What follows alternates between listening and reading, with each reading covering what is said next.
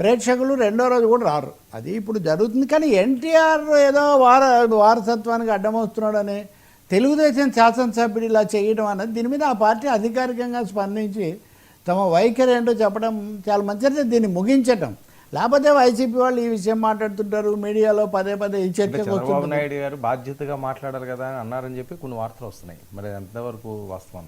అదే ఇప్పుడు ఇది ఒకటే కాదు, ఇంకో 2 వీడియోలు కూడా ఇట్లాంటివి, ఆడియోలు వీడియోలు. ఒకటేమో అక్కడ ఆముదాల వలస కదా, ఆ ఎమ్మెల్యే ఆయన మాట్లాడారని ఒక ఇది వచ్చింది. ఇంకొకటేమో స్థానికంగా అధికారులు వీళ్ళకి సంబంధించింది. ఇవన్నీ అంతకుముందు కూడా ఇట్లాగా ఆడియో ఇంకొక గుంటూరు దగ్గర అంతకుముందు వైసీపీ వాళ్ళు ఉన్నప్పుడు టీడీపీ వాళ్ళు బయట పెట్టేవాళ్ళు కదా చాలామంది. ఇప్పటికి కూడా వాటి గురించి మాట్లాడుతుంటారు కదా. ఉదాహరణకు రాంబాబు, లేకపోతే ఆయన ఎవరు అవంతి, ఇలాంటి వాళ్ళవి. మరి వీళ్ళు అటువంటివి మన రాజకీయాల్లో అదే నేను ఇందా చెప్తున్న సమస్యలు ఇవన్నీ వదిలిపెట్టి ఎవరితో చాలా ఇలాంటి విషయాలు మాట్లాడారు వీటి మీద పడుతున్నారు. కానీ బెదిరింపులు వేరు. ఇక్కడ ఒక ప్రిన్సిపాల్ అనే ఆమెకు సంబంధించిన సమస్య ఉంటే తప్పకుండా అక్కడ వాళ్ళు కూడా ఆందోళన చేస్తున్నారు, ఉపాధ్యాయులు కూడా. నా ఉద్దేశం వీటి మీద చంద్రబాబు నాయుడు తను కాకపోతే తను అథరైజ్ చేసిన సాధికార ప్రతినిధి, మా పార్టీ వైఖరిదే, ఇటువంటి వాటిని మేము ఆమోదించడం లేదు అని స్పష్టంగా చెప్పడం చాలా అవసరం.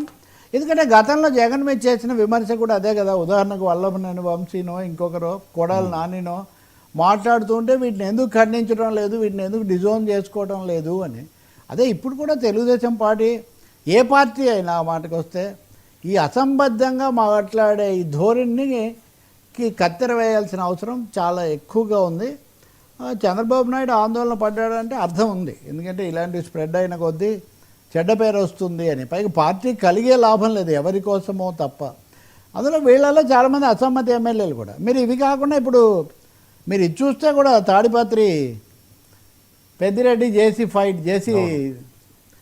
ఆయన ప్రభాకర్ రెడ్డి, ఏం సార్ రోజు నెల్లూరు పెద్దారెడ్డి అన్నట్టుగా ఈ తాడిపత్రి పెద్దారెడ్డి ఏంది, ఆయన రానీయుడు ఈయన పోనీయుడు, ఇద్దరు కూర్చుంటారు కుర్చీలు వేసుకొని.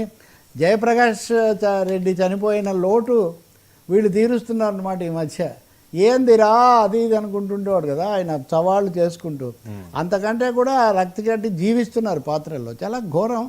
తెలుగుదేశం పార్టీ, చంద్రబాబు నాయుడు చాలా జాగ్రత్తగా ఉంటారు అది ఇది అంటున్నా. మరి ఇప్పుడున్న అన్నీ పెరిగిపోవడం వల్ల, ఇతర భారాలు, వయసు అన్నిటి వల్లనేమో ఇవి కొంచెం శృతి మించుతున్నాయి, ఇబ్బందికరంగా కూడా మారుతున్నాయి. వాళ్ళ ఇబ్బందులు ఒకటైతే చిన్న ఉద్యోగుల మీద లేకపోతే విద్యారంగం మీద పడటం కూడా ఇక్కడ ఒక సమస్యగా ఉంది. ఇప్పుడు ఉదాహరణకి ఈ సమయంలో ఎవరో లేడీ పోలీస్ డాన్ అని నెల్లూరులో వైసీపీకి సంబంధించిన ఆమె ఒక ఉందని ఒక ఇది చాలా రౌండ్స్ అవన్నీ కూడా కొడుతున్నాయి. ఆ విషయాల్లో కూడా స్పష్టత ఇచ్చేసి ఈ విషయం ఏది మేము ఈ చర్య తీసుకుంటున్నాం లేదా తీసుకోవడం లేదని చెప్తే సరిపోతుంది కదా. ఎంతసేపటికి ఛానల్స్ను మీడియాను ఈ లీకేజీల కోసమో లేదా రహస్య ప్రసారాల కోసం వాడుకోవాల్సిన అవసరం ఉంది. చట్టం ఒకటి ఉంది, అధికారం ఉంది, చట్ట ప్రకారం తీసుకోవాల్సిన చర్య తీసుకోవచ్చు కదా. అదే మంచిది అంటాను నేను. ఇంకా సినిమాలను దీంట్లో కలిపి సినిమా రంగాన్ని రణరంగం చేయడం మటుకు ఏమాత్రం సరికాదు.